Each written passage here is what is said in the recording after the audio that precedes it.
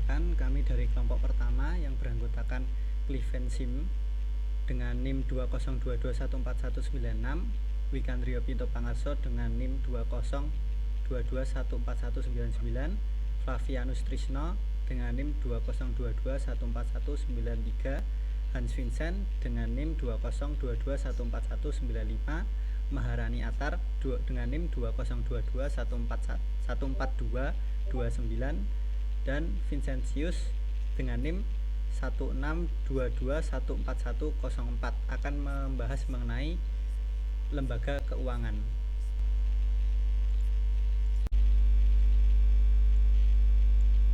Saya Wikandrio Pinto Pangarso dengan NIM 202214199 akan menjelaskan mengenai pendahuluan mengenai lembaga keuangan.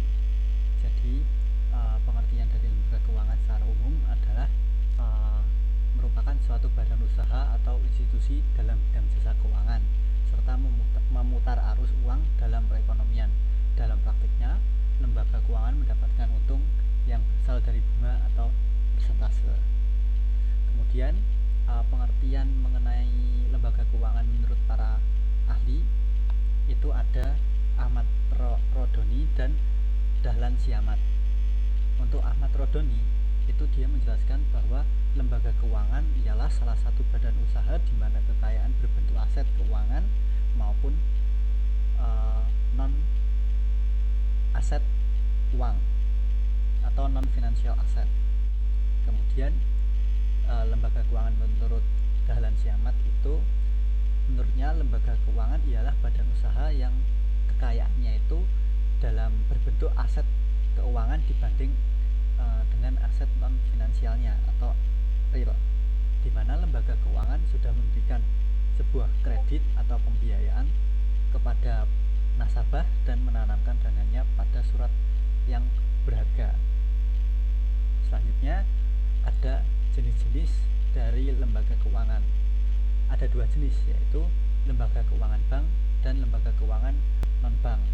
Lembaga keuangan bank atau Depository Financial Institution adalah lembaga keuangan yang memberikan fasilitas dan jasa perbankan bagi masyarakat, baik dalam menyimpan, melakukan pembayaran, dan pemberian dana.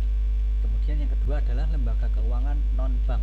Lembaga keuangan non-bank atau non-depository financial institution atau lembaga keuangan bukan bank itu lembaga keuangan yang melakukan proses penghimpunan dana dengan cara mengeluarkan surat-surat berharga.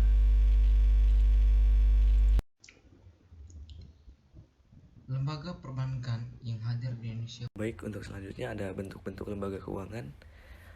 Lembaga keuangan dibagi menjadi dua bagian. Yang pertama itu lembaga keuangan bank dan lembaga keuangan non-bank.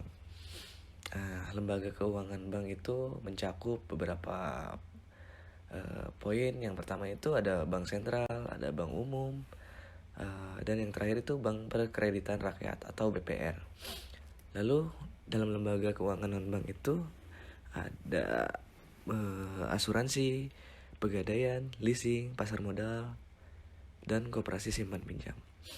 Nah, seperti yang kita ketahui, lembaga keuangan bank adalah badan usaha yang memberikan fasilitas atau jasa perbankan bagi masyarakat umum secara langsung seperti penyimpanan, pembayaran, dan pinjaman atau kredit. Di dalam lembaga keuangan bank ini ada beberapa poin penting. Yang pertama itu ada bank sentral. Seperti yang dilansir dalam laman resmi Bank Indonesia, ditulis bahwa dalam kapasitasnya sebagai bank sentral, Bank Indonesia memiliki tujuan untuk mencapai dan memelihara stabilitas nilai rupiah. Nah, yang kedua ada bank umum. Jenis yang kedua ini melaksanakan jasa perbankan secara langsung kepada masyarakat dengan memberikan fasilitas dan produk seperti penghimpun dana dalam bentuk simpanan atau tabungan. Lalu ada bank perkreditan rakyat.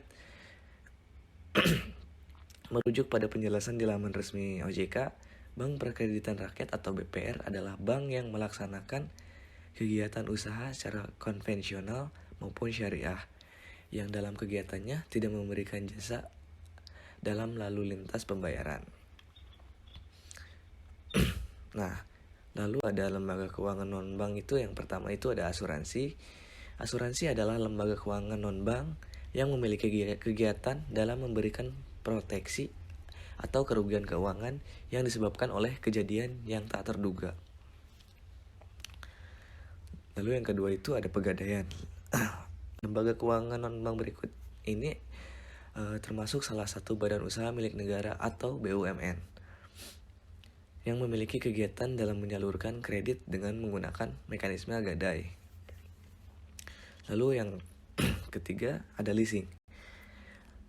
Perusahaan multi-finance atau leasing merupakan jenis lembaga keuangan non-bank yang menawarkan pinjaman atau kredit untuk masyarakat dan perusahaan dalam membeli motor ataupun mobil pada umumnya. Lalu selanjutnya ada pasar modal.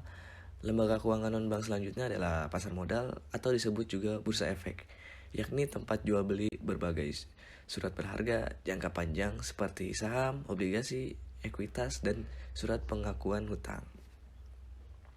Lalu yang terakhir ada koperasi simpan pinjam. Koperasi simpan pinjam yaitu lembaga keuangan non-bank yang dapat memberikan pinjaman dana dengan mekanisme atau sistem keanggotaan. Oke. Perkenalkan, nama saya Cleven Simjindiarta. Pada kesempatan kali ini saya akan membahas mengenai fungsi bank. Baiklah, yang pertama adalah fungsi bank secara luas. Fungsi bank secara luas yaitu sebagai alat pemerintah untuk menjaga kestabilan ekonomi moneter dan keuangan. Sedangkan pengertian secara sempit adalah fungsi bank secara sempit yaitu sebagai alat penarik uang kartal dan uang giral dari masyarakat dan menyalurkannya ke masyarakat. Selanjutnya, 3 fungsi utama bank. Yang pertama, fungsi bank sebagai alat untuk menghimpun dan menyalurkan dana kepada masyarakat. Yang kedua, fungsi bank yaitu memobilisasi dana untuk pembangunan ekonomi suatu negara dengan menghimpun dana dari masyarakat untuk berinvestasi terhadap pembangunan negara. Yang ketiga, bank berfungsi sebagai lembaga yang memberikan pelayanan kepada masyarakat yang berupa jasa pelayanan perbankan kepada masyarakat agar masyarakat merasa nyaman dan aman di dalam menyimpan dananya tersebut. Selanjutnya adalah fungsi bank menurut para ahli. Saya mengambil dari Ismail. Fungsi perbankan menurut Ismail dalam manajemen perbankan dalam kurung 2010 0291 adalah bank merupakan lembaga keuangan yang fungsi utamanya adalah menghimpun dana dari masyarakat, menyalurkan dana kepada masyarakat, dan memberikan pelayanan dalam bentuk jasa perbankan. Fungsi bank sebagai lembaga perantara keuangan atau financial intermediary sebagai lembaga perantara keuangan. Artinya bank menjembatani kebutuhan dua nasabah yang berbeda. Satu pihak merupakan nasabah yang memiliki dana dan pihak yang lain merupakan nasabah yang membutuhkan dana. Sekian dari saya, terima kasih.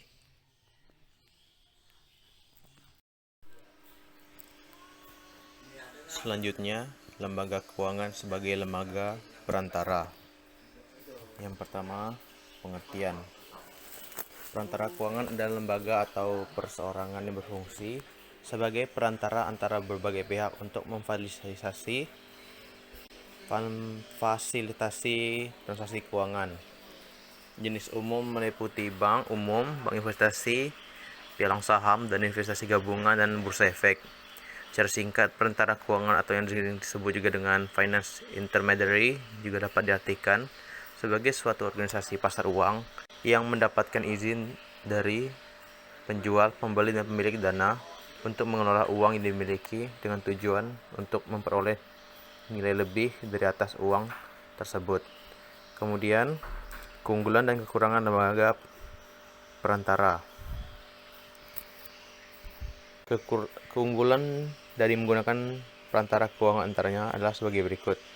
Keuntungan biaya daripada peminjaman atau peminjaman langsung. Perlindungan kegagalan pasar, kebutuhan pemberian peminjaman dan peminjaman saling bertentangan, direkonsiliasi, mencegah kegagalan pasar. Rekonsiliasi preferensi yang bertentangan dari pemberian pinjaman dan peminjam.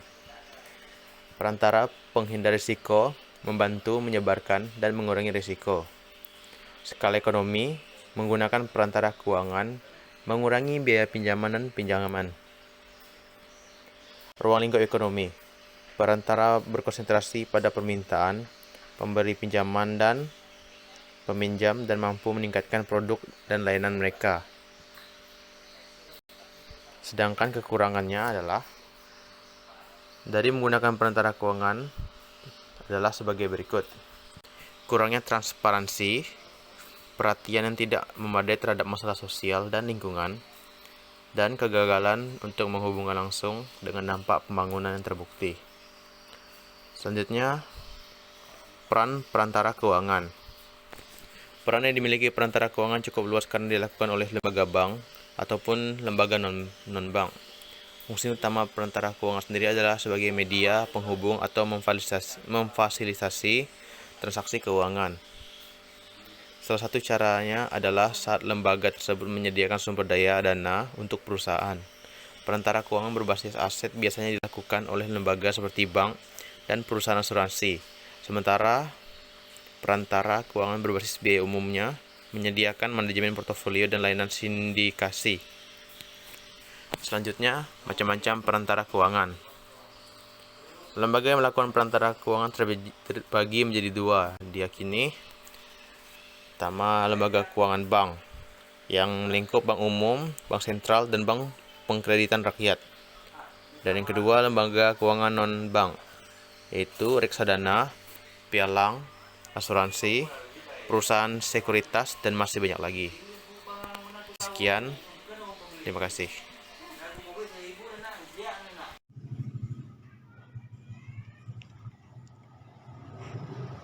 Lembaga keuangan memiliki peran sebagai perantara antara pemilik modal dan pasar utang, yang bertanggung jawab dalam penyaluran dana dari investor kepada perusahaan yang membutuhkan dana tersebut. Selain itu, berikut adalah fungsi dari lembaga keuangan: melancarkan pertukaran produk barang dan jasa dengan menggunakan uang dan instrumen kredit, menghimpun dana dari masyarakat dalam bentuk simpanan, dan kemudian menyalurkannya kepada masyarakat dalam bentuk pinjaman, atau dengan kata lain, lembaga keuangan menghimpun dana dari pihak yang kelebihan dana dan menyalurkan ke pihak yang kekurangan dana. Kemudian memberikan pengetahuan dan informasi, yaitu berupa lembaga keuangan melaksanakan tugas sebagai pihak yang ahli dalam analisis ekonomi dan kredit untuk kepentingan pihak lain atau nasabah. Lembaga keuangan berkewajiban menyebarkan informasi dan kegiatan yang berguna dan menguntungkan bagi nasabahnya. Kemudian memberikan pinjaman. Lembaga keuangan mampu memberikan jaminan hukum dan moral mengenai keamanan dana masyarakat yang dipercayakan kepada lembaga keuangan tersebut. Kemudian menciptakan dan memberikan likuiditas. Lembaga keuangan mampu memberikan keyakinan kepada nasabahnya bahwa dana disimpan akan dikembalikan pada waktu jatuh tempo. Jenis lembaga keuangannya itu ada lembaga keuangan bank, ada lembaga keuangan yang memberikan fasilitas dan jasa perbankan bagi masyarakat, baik penyimpan, pembayaran, dan pemberian dana. Kemudian ada lembaga keuangan non-bank, lembaga keuangan non-bank atau lembaga keuangan bukan bank atau LKBB adalah lembaga keuangan yang melakukan proses penghimpunan dana dengan cara mengeluarkan surat-surat berharga. Contoh lembaga keuangan berdasarkan jenisnya yaitu bank sentral, bank umum, bank kredit rakyat, lembaga keuangan non-bank, pegadaian, perusahaan modal ventura, dan lain-lain. Lembaga keuangan memiliki sejumlah manfaat seperti bermanfaat sebagai wadah untuk melakukan regulasi, pendapatan sehingga dapat digunakan untuk keperluan di masa yang datang dengan mudah, memberikan manfaat dari segi likuiditas, yakni kemampuan untuk mendapatkan uang tunai yang dibutuhkan dengan mudah, kemudian bermanfaat sebagai penyedia jasa untuk mempermudah transaksi keuangan. Peran lembaga keuangan dalam perekonomian yaitu lembaga keuangan seperti bank sentral memiliki peranan sebagai pencetak uang rupiah yang dipergunakan sebagai alat pembayaran sah dengan tujuan untuk mempermudah transaksi keuangan di antara masyarakat dalam ekonomi makro. Lembaga keuangan bank umum memiliki tugas untuk menerbitkan cek yang berguna untuk mempermudah transaksi yang dilakukan oleh nasabah. Kemudian lembaga juga bisa berperan sebagai broker, pialang atau dealer yang bertugas untuk meningkatkan efisiensi di antara kedua belah pihak. Selanjutnya, lembaga keuangan turut berperan dalam membantu penyaluran dana dari sektor rumah tangga kepada peminjam secara tak terbatas dan tanpa dikenal oleh pemilik dana. Biaya transaksi dan biaya informasinya sendiri lebih rendah dibandingkan jika peminjam harus mencari serta melakukan transaksi secara langsung. Kemudian, lembaga keuangan juga memiliki peran untuk mengurangi risiko kerugian yang mungkin dialami oleh pemilik dana atau penabung. Rugi yang dimaksud adalah tidak dibayarkan kembali uang simpanan milik nasabah, di mana hal itu tidak akan terjadi karenanya ada strategi dalam lembaga keuangan untuk mengatur berbagai alokasi dana. Baik, yang berikutnya itu tentang studi kasus. Baik, pada kesempatan ini juga kami mengambil sebuah contoh kasus yang menimpa sebuah PT asuransi dan Jiwasraya. Baik, persoalan di industri keuangan non-bank masih belum tertuntaskan. Hal ini membuat pengamat sekaligus praktisi industri keuangan Irfan Rohajo turut berkomentar. Ia menilai dengan adanya kasus di industri keuangan, kinerja Otoritas Jasa Keuangan atau OJK perlu dibenahi. Ambil contoh kasus yang menimpa PT Asuransi Jiwasraya terkait gagal bayar saving plan. Dalam kebijakannya, OJK telah melakukan revisi POJK 71/2016 tentang kesehatan keuangan perusahaan asuransi dan perusahaan reasuransi. Namun dalam realisasinya, Irfan bilang indikator keberhasilan yang diperoleh OJK belum ada, sebab sampai saat ini permasalahan Jiwasraya masih dibincangkan guna mendapatkan jalan keluar. PT Asuransi Jiwasraya atau Persero dengan menjadi sorotan masyarakat. Asuransi jiwa tertua di Indonesia itu mengalami tekanan likuiditas sehingga ekuitas Persero tercatat negatif 23,92 triliun pada September 2019. Selain itu, Jiwasraya membutuhkan uang sebesar 32,89 triliun untuk kembali sehat. Ternyata kasus Jiwasraya merupakan puncak gunung es yang baru muncul. Jika dirunut, permasalahan Jiwasraya sudah terjadi sejak tahun 2000-an. Baik, kalau dari kelompok kami menganjurkan atau memberikan beberapa solusi supaya kasus dari PT Asuransi Jiwasraya ini tidak ada lagi. Yang pertama itu adalah bentuk pengawasan dari regulator terkait, yaitu dalam bentuk kewajiban penyampaian laporan berkala serta pemeriksaan langsung atau audit yang dilakukan secara berkala. Terus terdapat berbagai aspek yang diawasi dalam laporan berkala, diantaranya kesehatan keuangan atau modal minimum, tingkat solvabilitas wajib, pengelolaan investasi, penyelenggara manajemen risiko, serta tata kelola perusahaan yang baik perlu ditekankan. Terus yang kedua itu solusinya adalah pihak OJK atau Otoritas Jasa Keuangan harus lebih giat lagi dalam mengawasi setiap kegiatan yang ada di dalam PT Asuransi Jiwasraya tersebut. Terima kasih.